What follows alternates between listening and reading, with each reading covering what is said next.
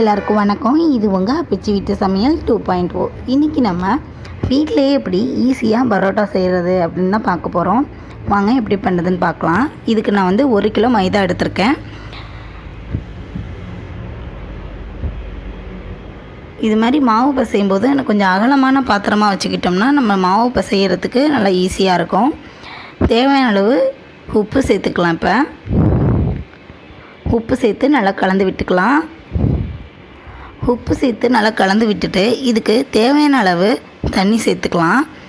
தண்ணி பார்த்திங்கன்னா ரொம்ப அதிகமாக சேர்த்துடக்கூடாது. நம்ம சப்பாத்தி மாவுக்கு எப்படி கொஞ்சம் கொஞ்சமாக சேர்த்து பிசைவோமோ அதே மாதிரி நல்லா பிசைஞ்சுக்கலாம்.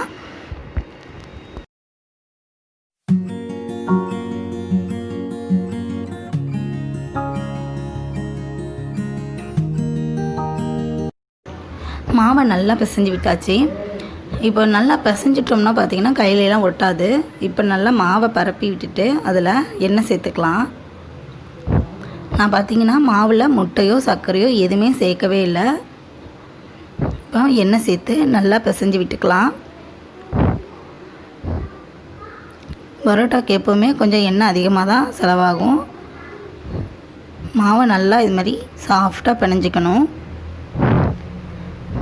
இன்னும் கொஞ்சம் எண்ணெய் சேர்த்து நல்லா பிசைஞ்சு விட்டுக்கலாம்.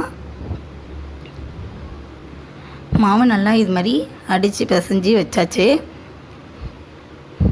மாவு இப்போ ரெடியாக இருக்குது. இதை பார்த்திங்கன்னா ஒரு 2லேருந்து 3 மணி நேரம் நல்லா ஊற விட்டுறணும். மாவு சுற்றிலும் நம்ம இப்போ எண்ணெய் தடவிக்கலாம். இப்படி தடவும் போது மாவு பார்த்திங்கன்னா நல்லா ஈரப்பதமாக நல்லாயிருக்கும். சுற்றிலும் எண்ணெயை தடவிட்டுட்டு ஒரு துணியை போட்டு 3 மணி நேரம் நல்லா ஊற விட்டுடலாம். துணியில் ஒட்டாமல் இருக்கிறதுக்காக துணி மேலேயும் கொஞ்சம் எண்ணெய் தடவிக்கலாம். மாவை ஒரு 3 மணி நேரம் நல்லா ஊற விட்டுடலாம். 3 மணி நேரமாக மாவு நல்லா ஊறிடுச்சு. இப்போ நம்ம இதை உருண்டை பிடிச்சிக்கலாம். உருண்டை பிடிக்கிறதுக்கு முன்னாடி மாவை ஒரு வாட்டி நல்லா பிசைஞ்சு விட்டுக்கலாம். மாவை நல்லா பிசைஞ்சு விட்டாச்சு. இதில் பார்த்திங்கன்னா நான் முட்டையோ சர்க்கரையோ எதுவுமே சேர்க்கவே இல்லை. ஆனாலுமே ரொம்ப சாஃப்டாக இருந்துச்சு. இதை இப்போ நம்ம உருண்டை பிடிக்கிறதுக்கு கொஞ்சமாக மாவை இது மாதிரி கட் பண்ணி எடுத்து உருண்டை பிடிச்சிக்கலாம். இது மாதிரி கைக்கு இடையில வச்சு அழுத்தம் கொடுக்கும்போது நம்மளுக்கு உருண்டை ரொம்ப அழகாக வரும். உங்களுக்கு எந்த சைஸு வேணுமோ அந்த சைஸுக்கு தகுந்த மாதிரி உருண்டை பிடிச்சி எடுத்துக்கலாம். இதே மாதிரி எல்லா உருண்டையும் நம்ம பிடிச்சி எடுத்துக்கிட்டோம். அதில் மேலே கொஞ்சமாக எண்ணெய் தடவிட்டு நம்ம ஒரு துணியை போட்டு மூடி வச்சிடலாம். இப்போ நம்ம பரோட்டா செய்ய ஆரம்பிச்சிடலாம்.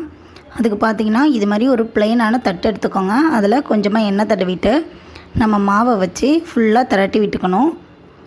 இது மாதிரி செய்யும்போது உங்களுக்கு ரொம்ப சுலபமாக இருக்கும். கஷ்டப்படவே தேவையில்லை. நம்ம கடையில் எப்படி வாங்கினோமோ பரோட்டா அதே மாதிரி தான் இருக்கும்.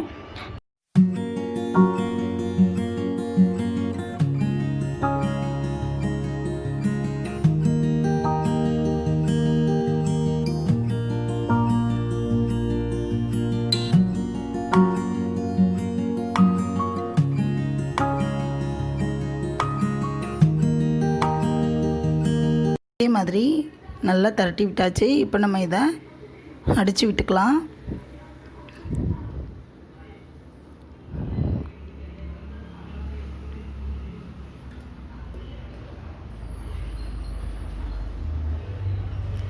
அடிச்சுட்டு இது மாதிரி ரோல் பண்ணிக்கலாம்.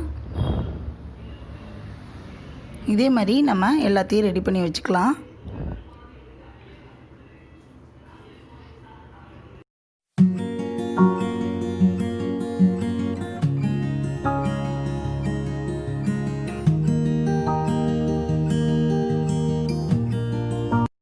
மாவு எல்லாத்தையும் இது மாதிரி நம்ம ரெடி பண்ணி வச்சுட்டோம். பாருங்கள், இந்த மாதிரி நம்ம ரோல் பண்ணி வச்சுருக்கோம். இப்போ நம்ம பரோட்டா செய்ய ஆரம்பிச்சிடலாம்.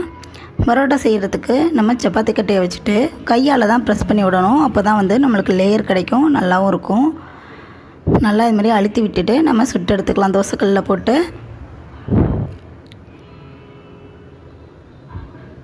தேவையான அளவு எண்ணெய் ஊற்றி நல்லா 2 பக்கமும் வேகிற அளவுக்கு சுட்டு எடுத்துக்கலாம்.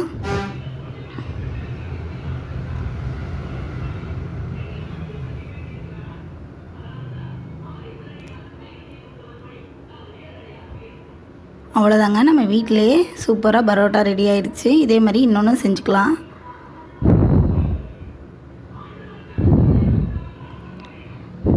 இது மாதிரி நம்ம பரோட்டா செஞ்சோடனே பார்த்திங்கன்னா அந்த சூட்டோடையே நல்லா இது மாதிரி அடித்து விட்டுக்கணும். கையால் தான் அடிக்கணும். சாஃப்டான பரோட்டா ரெடி ஆயிடுச்சு. இதுக்கு சால்னா ஏற்கனவே நான் வீடியோ போட்டிருக்கேன். கீழே லிங்க் கொடுக்குறேன், செக் பண்ணி பாருங்கள். இந்த ரெசிபி உங்களுக்கு பிடிச்சிருக்குன்னு நினைக்கிறேன். பிடிச்சிருந்ததுன்னா லைக் பண்ணுங்கள், ஷேர் பண்ணுங்கள், கமெண்ட் பண்ணுங்கள். மறக்காமல் நம்ம சேனலை சப்ஸ்கிரைப் பண்ணுங்கள்.